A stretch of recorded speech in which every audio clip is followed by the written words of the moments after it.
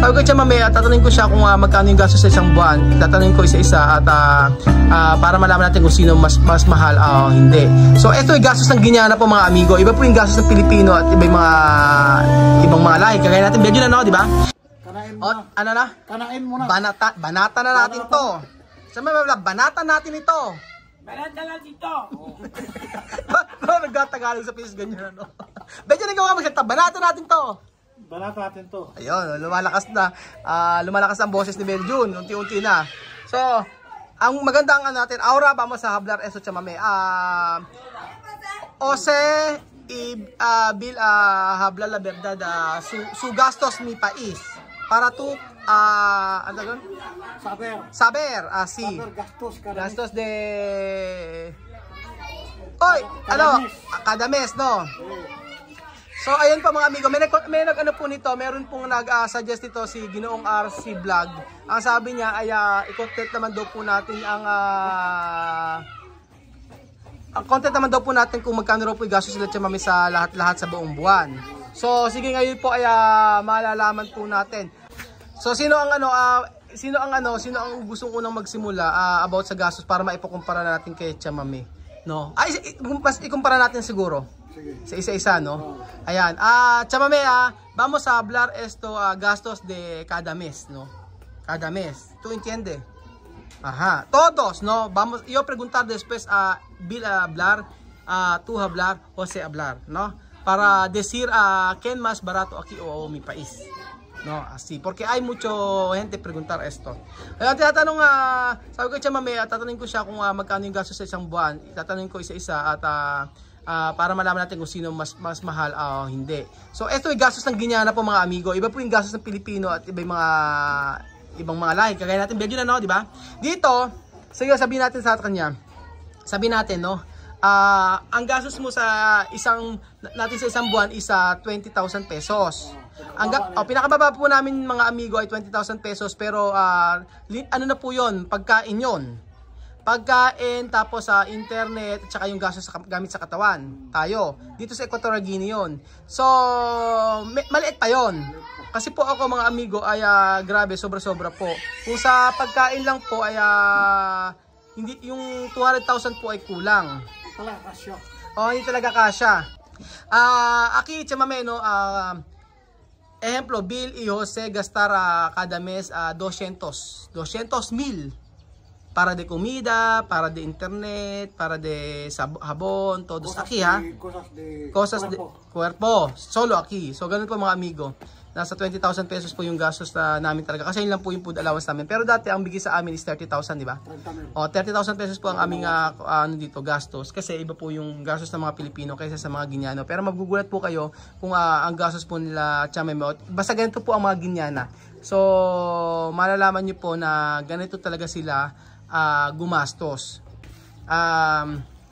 Pero sa Pilipinas, syempre iba yung gastusan, no? Halimbawa ikaw, Jose, magkano ang gastos mo sa kuryente? Kuryente ko nasa 4,000. 4,000. Kung sabihin natin nasa 40,000. O ikaw, Belgium, magkano ang kuryente nyo? Siguro nasa 3,000. 3,000, ganun. 2,000 to 3,000. 2,000, 3,000. Kasi yung asawa naman, alam naman sa bahay lagi, no? Sabi kasi wala, may tindahan. May tindahan kayo. Kaya pala mataas-taas. Gagawin pa aircon? Gabi. Gabi lang. 4,000. Saka may su país, no? Gastar de luz, tiene aire, gastar 4,000, 40,000. Sepas, el gastar 20,000 o 30,000. Así. Pero aquí, cada mes, cuánto tú pagar de luz? Todos. So, Sí, yo no con aire, solo bombilla. Bombilla, tele. Ay, televisor, Ajá. plancha, Ajá. así, Lavadora. bombilla, Ajá. lavadora, así. ¿Cuánto? ¿Cuánto pagará? Hay 2 sistemas. ¿Cómo? Dalawang sistema, ¿cómo? ¿Qué clase? ¿Cómo Hay sistema? sistema, ¿Qué sistema? hay sistema la parte de contador, hay otros que no tienen contador, tienen iguala. Yung sinasabing gano'n. Share. Juntos. Pero tú tienes contador. No, yo no tengo Tú contador, solo yo coges tengo otro. iguala. May connect lang siya. Igual así, tú puedes pagar 12,000, 13,000. Hindi, meron siyang ganun. Kaso, magkakasama sila kasi kasama yun sa may apartment. Iba-iba yung pagkadal niya. Oo. Bayad, may 12,000, 11,000, 22,000. 11,000. 12. 11,000, 11, 12. 11,000, 20,000, 22,000. Si tú tienes Cosas. muchas cosas así, como casas así, te pueden llegar igual a 23,000, 27,000. Solo uno casa. Ano casa? Todo, igual, cuando ponen igual a todo. Pero cuando contador consume. Este mes tú puedes pagar 40,000, otro mes tú puedes pagar 60,000, otro mes tú puedes pagar. Contador significa para todos. Para todos Sí, contador conta. Iba yung kontador na sinasabi nila. Sinasabi nilang kontador yung parang lahatan yung buong barangay. Oo, ang gamit niya yung talagang sa bahay lang nila. Oo, yun. So solo aquí. Sí, gracias. So sabi ni Chama may dalawang klase pala na bayaran dito po, pwede palang walang yung sabi Walang kontador. Oo.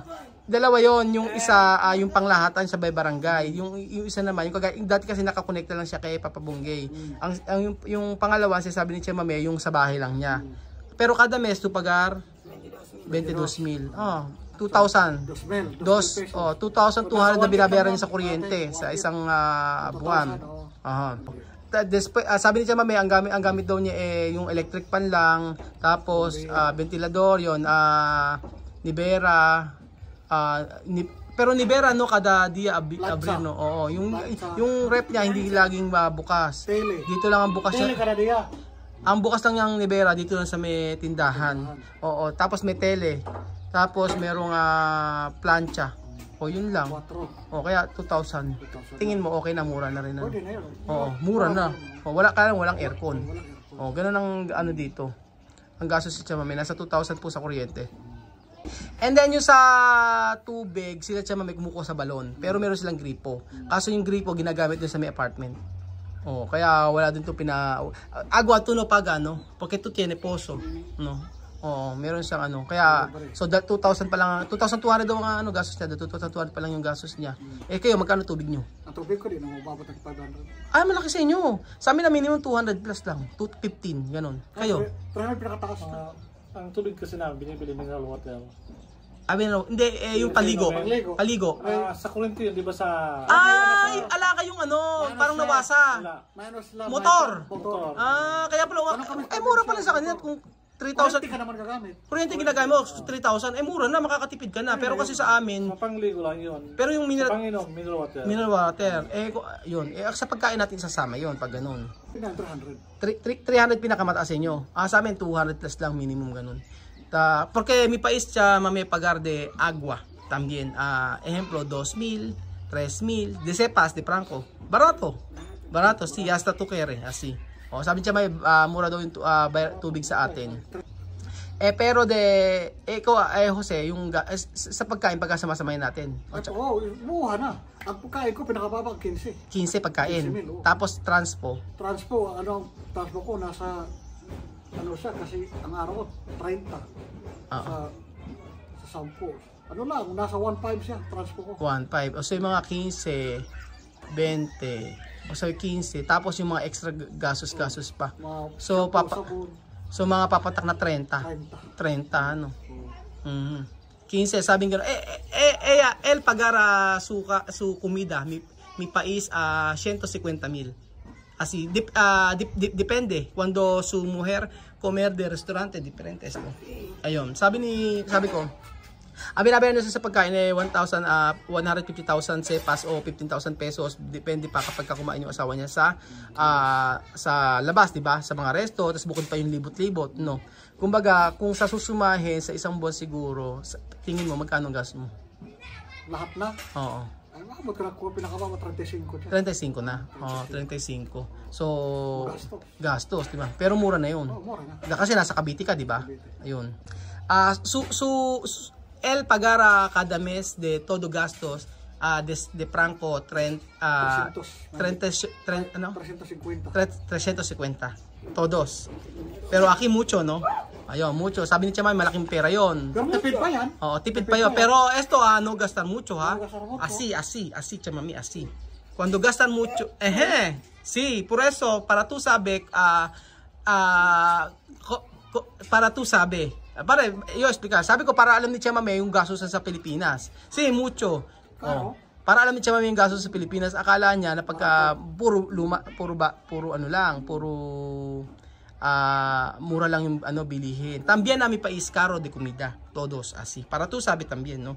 Para cuando tú ir allí, esto de luz, esto de comida, no. Ay, maganda rin pala topic na to. Para alam ni Tia Mame pagka pumuwi siya ng Pilipinas na may idea siya. Nakuha siya na idea kung paano natin tipirin, paano siya magbibili, paano niya gagastusin. Ang ganda ng topic na to. Ayan, gustong-gusto ko yung topic na to. Ikaw, Belgium, magkano ang gastos mo kung sasama mo na sa pagkain? Sa tubig, gano'n, pati hindi pagka kunyari lumibot yung anak mo. Nasa probinsya naman siguro. Nasa probinsya. 15,000. 50 to 20. 15 lang. Oo, ganun. Pinakata sa 20, no? Sa inyo. Mahal kasi ang gasolina, kung wala bang motor asawa. Oo. Ang gasolina. May gas pa kasi, no? May bumabayad siya ng 500 kada alis. Pagkatunan kayo. Pero, ibig sabihin, sa isang buwan, gumagastos yung asawa mo ng gastos mga... Every 2 weeks siguro mga 1,000 sa gasolina. Okay lang, pero... Kami sa gasolina. Gasolina. Pero, yung, ano, ang tanong ko, yung panglahatan na 15,000, gano'n. Pero, 15,000. Kasama na pagkain? Aba, mura yun. Nasa probinsya sila. Ang mura nun.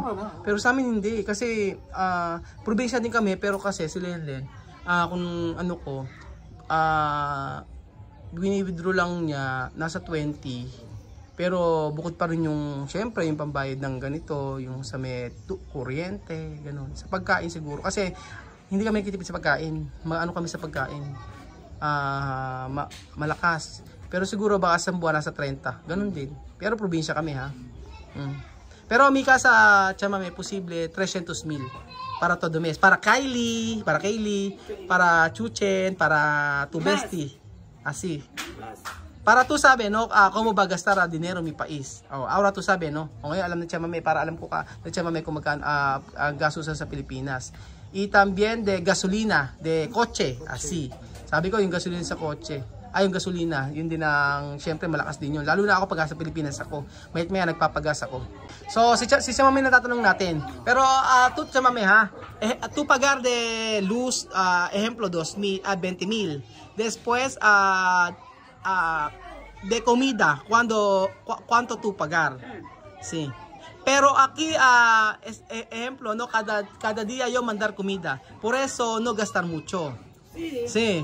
Ayan, yung tanong natin kay Tia Mame. Pero cada mes, cuánto tú pagar de, ejemplo, jabón, de shampoo. Nosotros no blanco. Ajá. Detergente. Pero para ti, detergente, todos.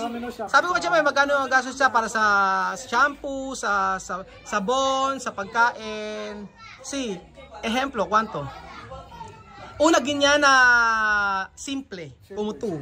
Sabi ko isang guiñana simple para ti. Ito gastos. Yo no puedo calcular. ¿Tú puedes? Porque Hindi rin nyo makakompute. Gabon mucho más. Abon mucho.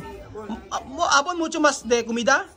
Porque yo lavar mucho. Más marami. Comida también mucho, pero Ajá. no todos los días cocinar. Yun yung... Hay días no cocinar. Ajá. Hay días tú puedes cocinar grande olla. Ajá. Como, ejemplo, como hoy así. Ajá. Arroz y pescado y salsa solamente puede ser como 3,500. 3,500, solo uno comer. Ayun, pero no Pero no todos los días yo cocinar así.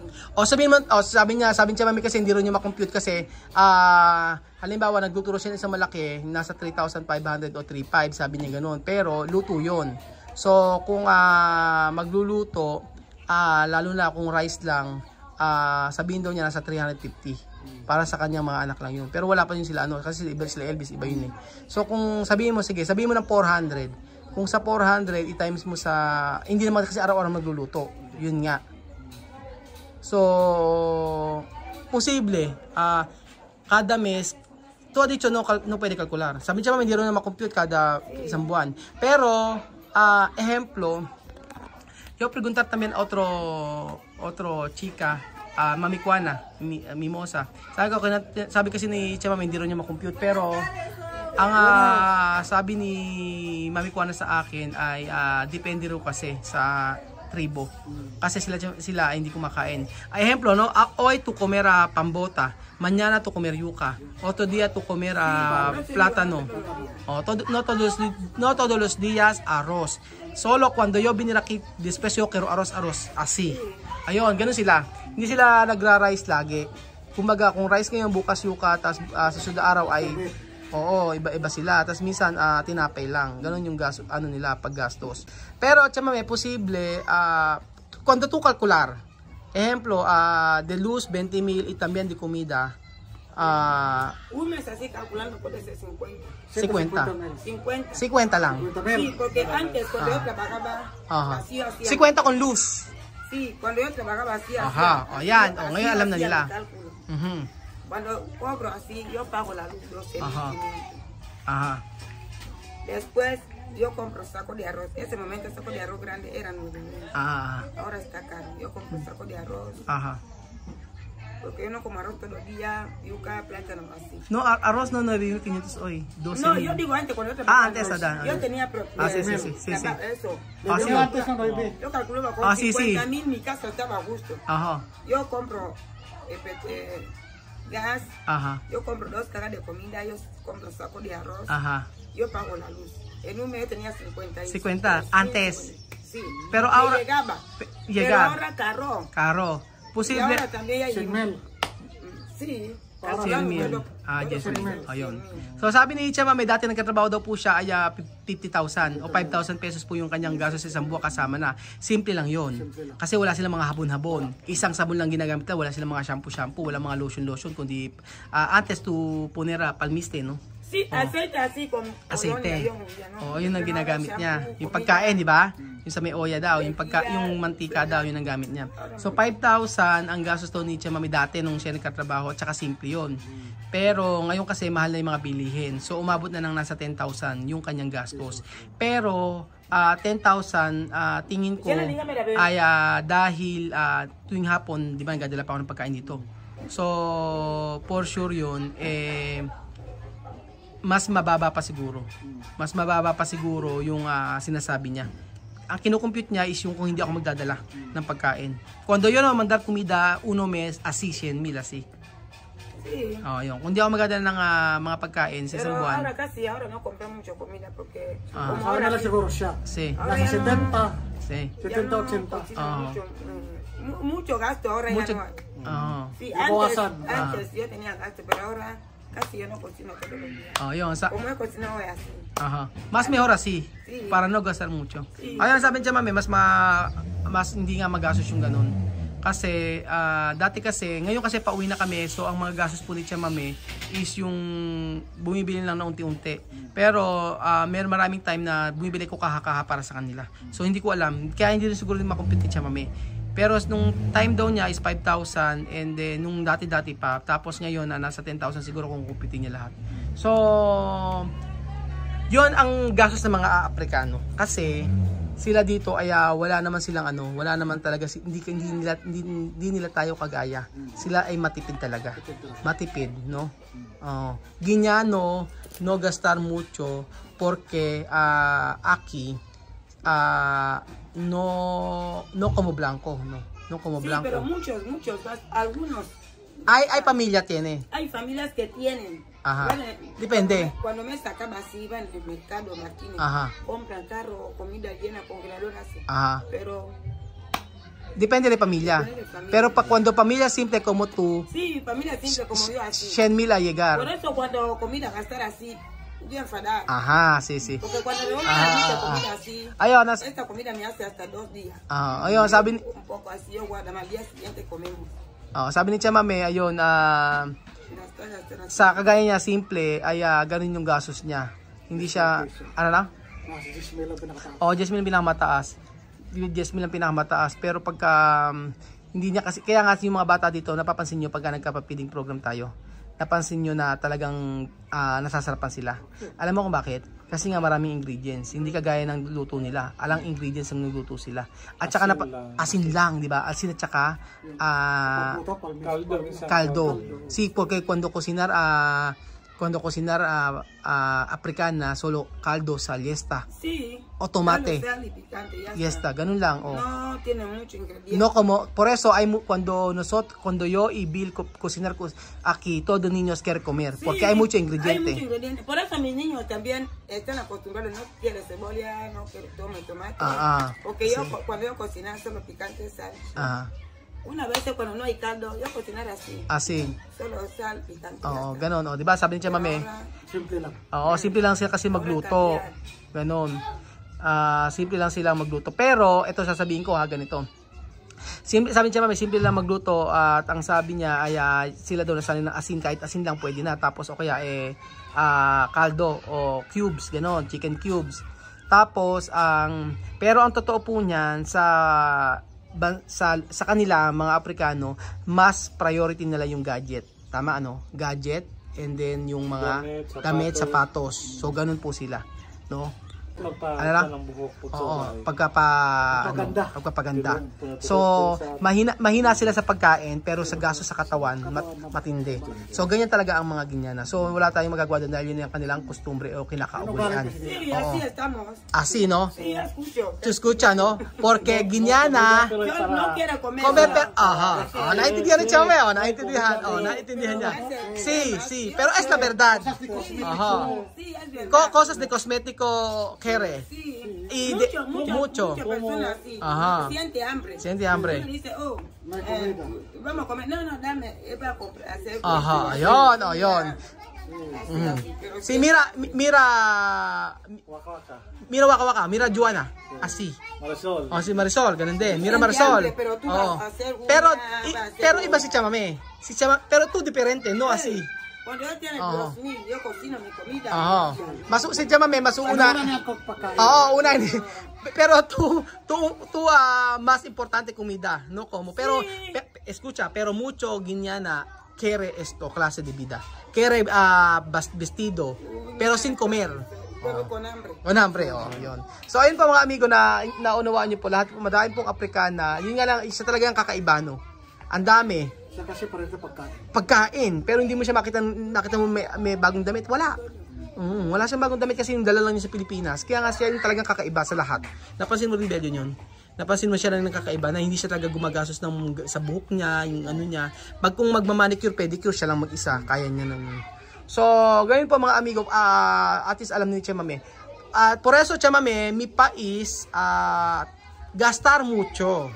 Así para tú sabes, porque hay tiempo yo dar, Chamame, esto 300,000, esto para 1 mes. Yo no sé cómo va tú a hacer esto. Sabi ko minsan pagkakataon na pagbabudgetin ko si Chamame. Example, no, 300,000, di ko 30,000 pesos.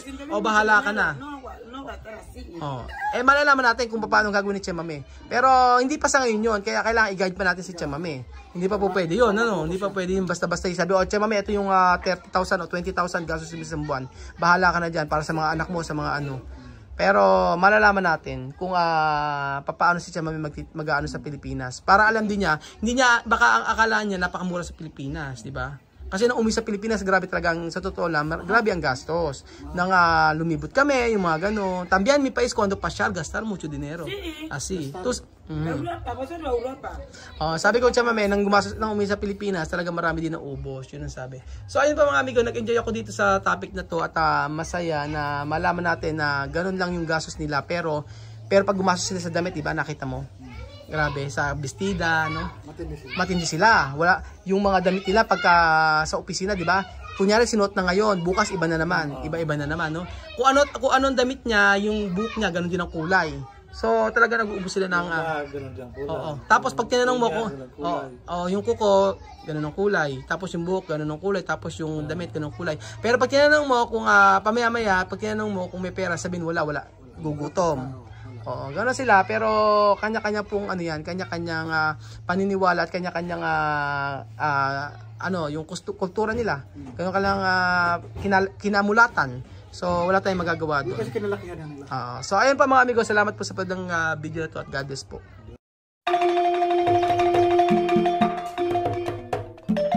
Na-appreciate ko yung paano sila nagdadasal.